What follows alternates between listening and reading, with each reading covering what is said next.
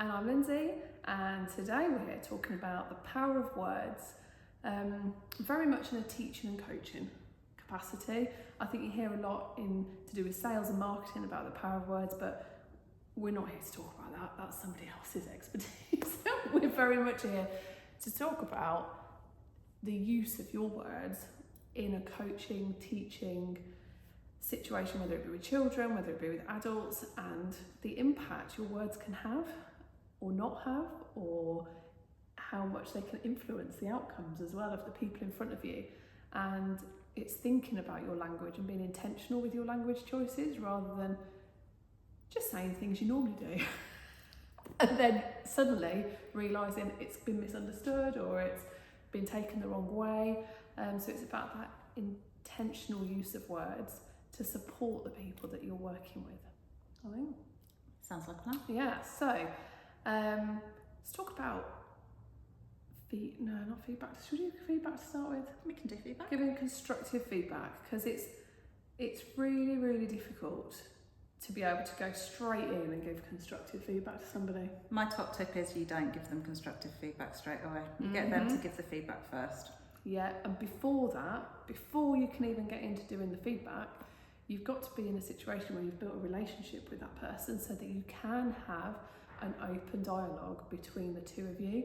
So how do you create that environment when that person feels safe, supported, nurtured to be able to have an open conversation and use that language? How do we do that?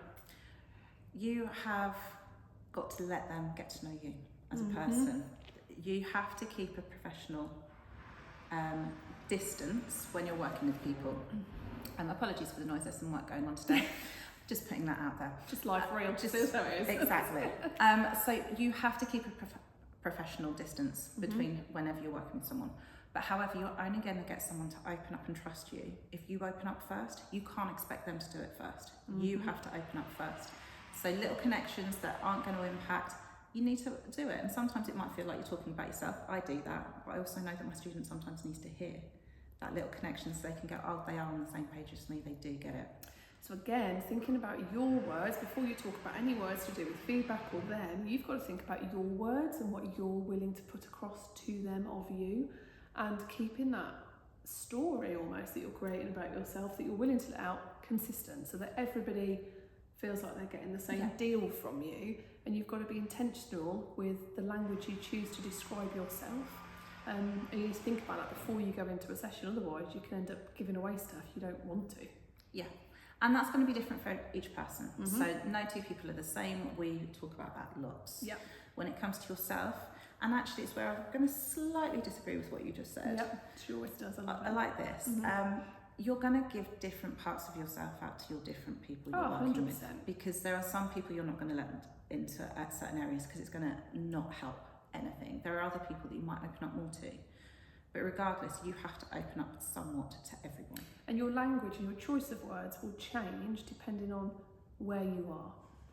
For the basics, what age group you're working with. So this morning I was with 2 and 3 year olds. I've come in, Becky's with 15, 16 year olds. Later we're going to be with adults, then we're going to be back with some teenagers. So your language is going to change to pitch where you are. So it's really important to think about that before you go into that setting. So once you've got that relationship built and once you've opened it up, how do you go about giving feedback? We hear a lot, and I've seen a lot of people do this, particularly in the arts. Right, let's go again. Let's try again. Let's do it again. Come on, let's do it again. 5, 6, 7, 8, let's go again. And everyone's like, okay, we're going to go again. Okay, we're going to go again, and we're tired. And then the anxiety builds up in them, and they're just repeating the same things again. They're not necessarily getting any better because they haven't had any instruction or any feedback on how to get better. No. She's going to go again. Yeah. So it's about, rather than going, let's go again, it's like, right, that was great here, now how about try this, then let's go again. So it's given some instruction and some purpose to the try again. Not always. Within the age in the group, I would say definitely, and with younger age groups. But one of the things that I do a lot in sessions with one-to-ones is we'll go run through something, we'll sit back, take a minute, and you can see on their faces they weren't happy with it, so I go, shall we run it again? So that's different to what I just said. So if you've got the teacher and instructor going, right, let's try again, what Becky's done is exactly what I said. It's given some reflection process in, or some feedback, or some try. So in that situation, you've allowed the person to go, yeah, I want to try it again. You haven't just told them to try it again without a reflection. So you've allowed that reflection time in there, yeah, which is so important.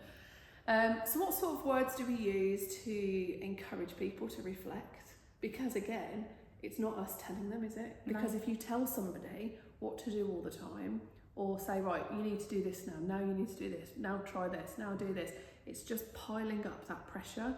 So in that moment where a one-to-one student has taken the time to reflect and gone try it again, that's a skill in itself. So what language would you use to help somebody reflect? It's trying to keep the language positive. It's so easy to go, so what did you think went wrong in that? Yep. No! Because then that's all they're going to focus on. Always start off with, what did you like about that? Get them to focus on the positives first. They'll go, don't know. And you go, there's going to be something. And you get it out of them. It could be one thing, but you get them to say one thing that they liked. And the important bit in that is when you're getting them to say something they like, it's then not about whether it was good. It's not marked by an outcome or a preconceived idea about what's good or not. It's about them connecting emotionally with how they felt in the moment. And until they can connect emotionally with how they felt, like they liked it, they had that response, they had that emotional response to liking it and feeling safe and good. Once they can make that connection, they can then hold on to that to grow. So it's creating an environment where your words are getting the person that you're working with to create an emotional connection between what happened as well. So they've got a feeling that goes with it, because then that's easier to replicate for them later on as they move forward. So yeah, that's a really good one. Anything else that you do? Then I then ask them what they would like to improve. So not what went wrong, what would you like to improve? And they then normally 9 times out of 10 go everything. And I turn around and go, no, that's too general, let's be specific. 9 times out of 10, once they say that, I get 2, maybe 3 things they wanted to work on.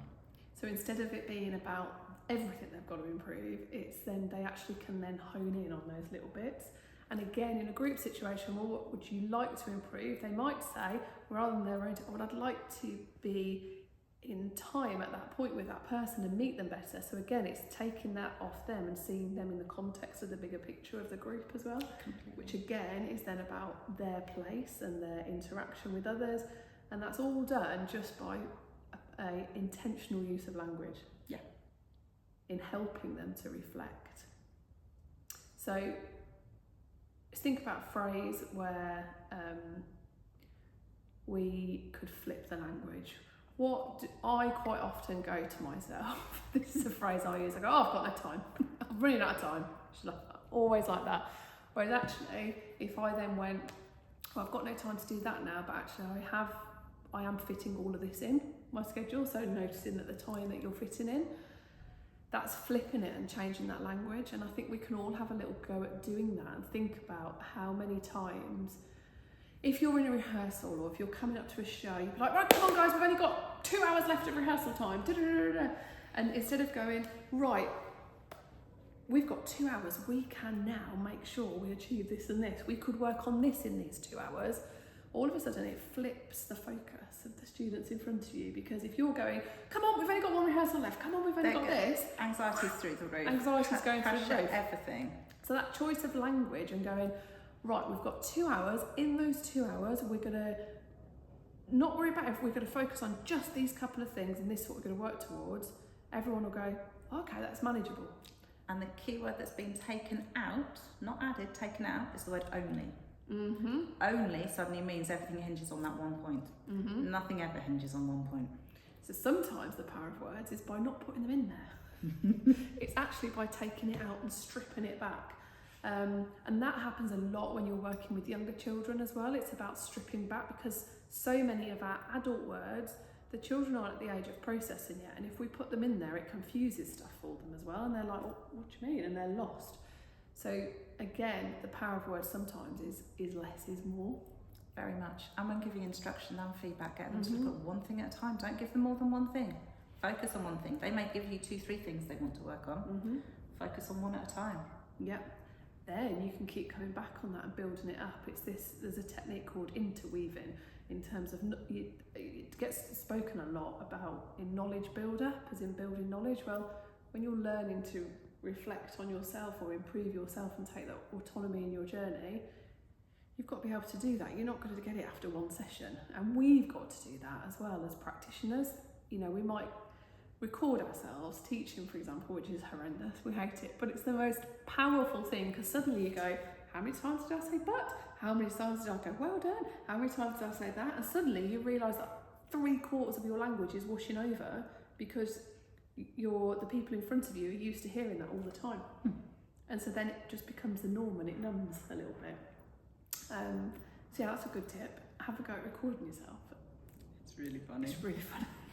A little bit scary, but it means you can be really objective about language you're using as well, and feedback. And it's not, again, it's not to critique you. Sometimes we don't notice things for ourselves. No. And then you're made aware of it and suddenly you can change it.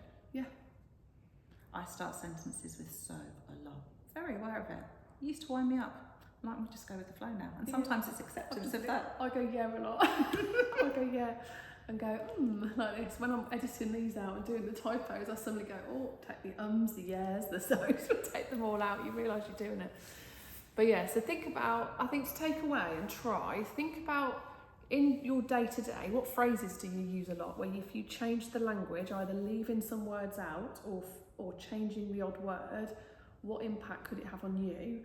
And then before you're going into a session with either an individual or a group, in your coaching, think about that person and things that you've said to them before and you've gone, oh, I'm really frustrated because that's just not going in, they're not getting it. Instead of putting it on them, look at you and the language that you're using. And think of a different way to ask the question. Think of a different way. Come at it with a completely different question, because if you're not getting across with that, you're going to have to move and come in from another side. Interweaving. Going in somewhere else.